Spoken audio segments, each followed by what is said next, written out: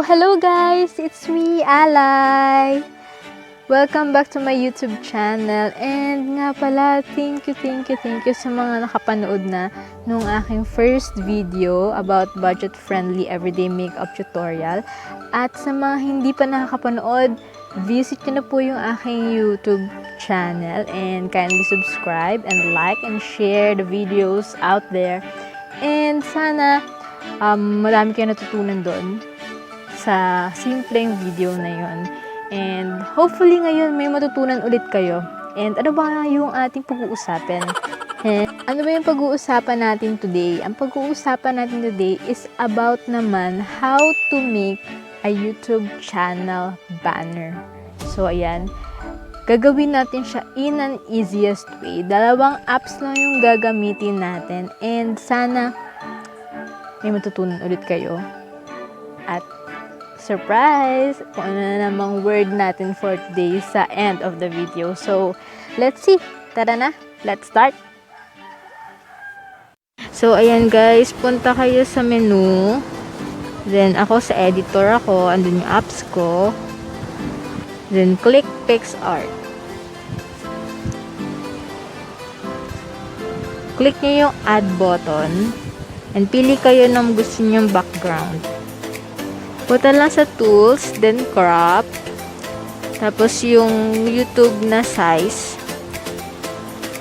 Then click check sa upper right side.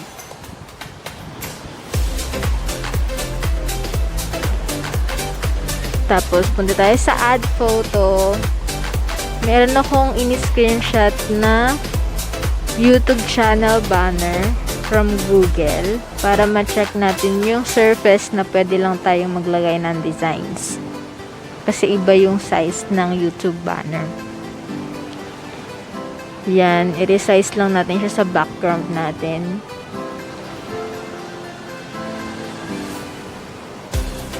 Tapos, yung opacity, medyo bawasan natin para ma-check natin kung hanggang saan lang yung surface. Yun yung kulay red.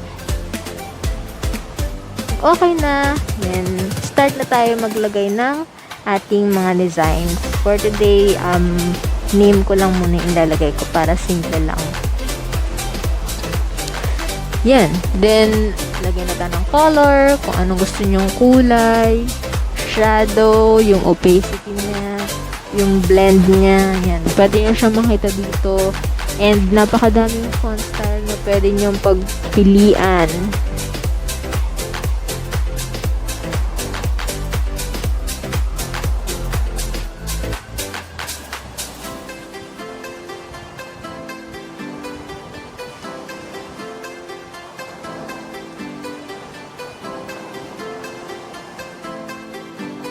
So, ayan, palakihin lang natin siya ng konti.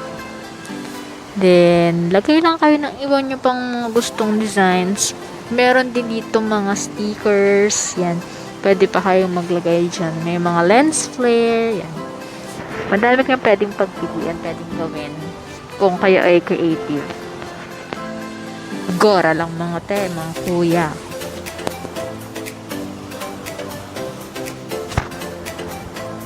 Then, punta ulit tayo sa ating YouTube channel banner na template. Resize lang ulit natin siya sa background. Check lang natin kung tama yung surface na ating pinagsulatan. So, yun. Click. Tamang-tama siya.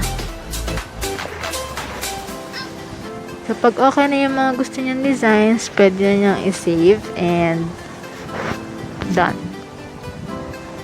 Ito naman tayo sa next app, Pixellab.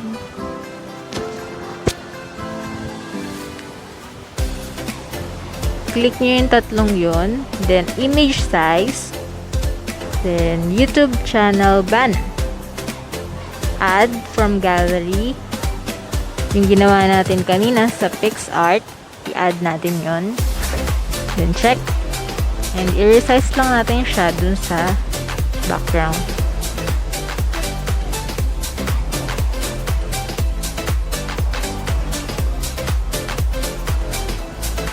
Pag okay na, save. Then, okay na yun. Punta naman tayo sa Google Chrome.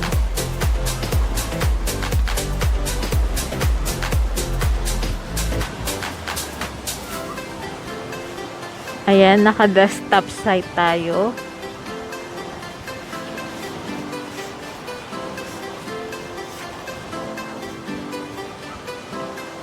Ganyan pag mobile, naka-mobile site. Tapos, i-desktop site natin. Ulit siya. Then, click nyo yung banner na nasa taas. Ayan, yung may design na kulay blue. Yan yung lalabas. Then, choose nyo yung nasa gitna. Then, kunin natin yung file na sinave natin from Pixellab. Uploading.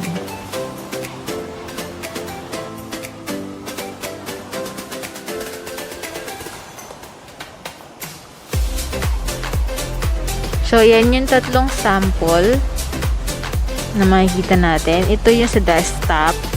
So, swak na swak. Yun yung sa TV. Then, ito naman yung sa mobile na swak din. Pag okay na kayo, satisfied na kayo, click nyo lang yung select dun sa left side, lower left side.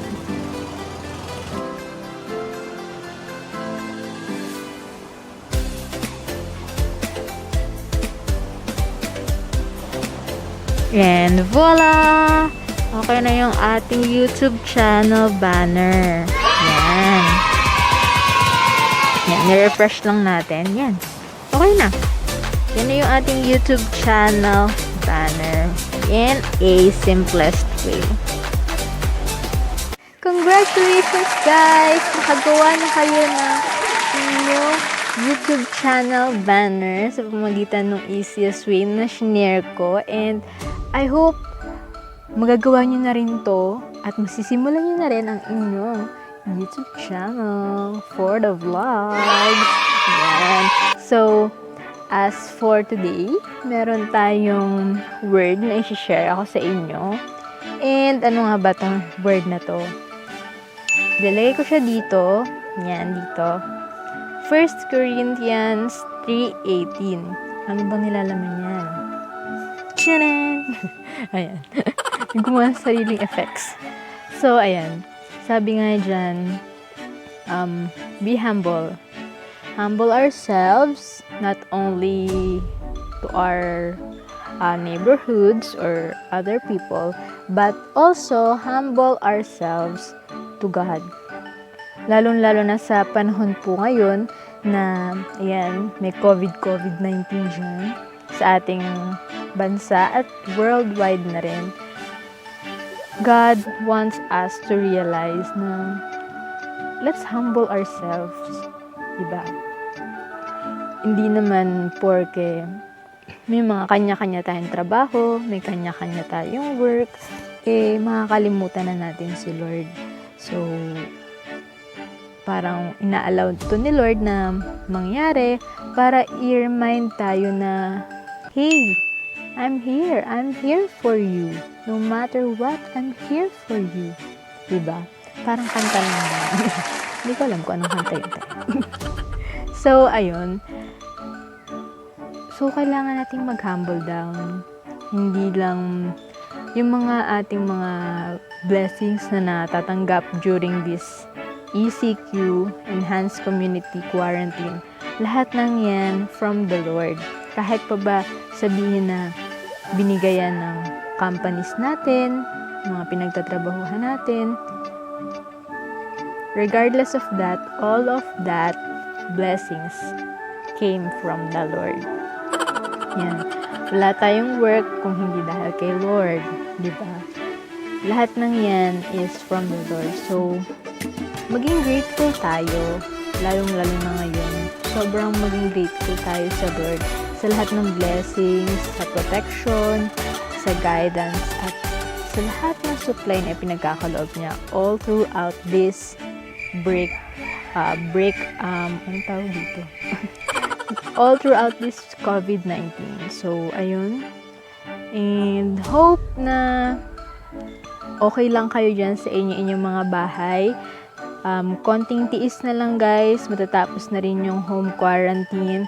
And sana patuloy po tayo mag-pray para sa mga frontliners po natin na nag-aalay ng kanilang buhay para sa atin, ng mga mamamayang Pilipino, yan, mamamayang Pilipino, at para na rin sa buong mundo. Yan, thank you po sa mga frontliners. Saludo po kami sa inyo. So guys, see you next video. Bye-bye. Keep safe everyone.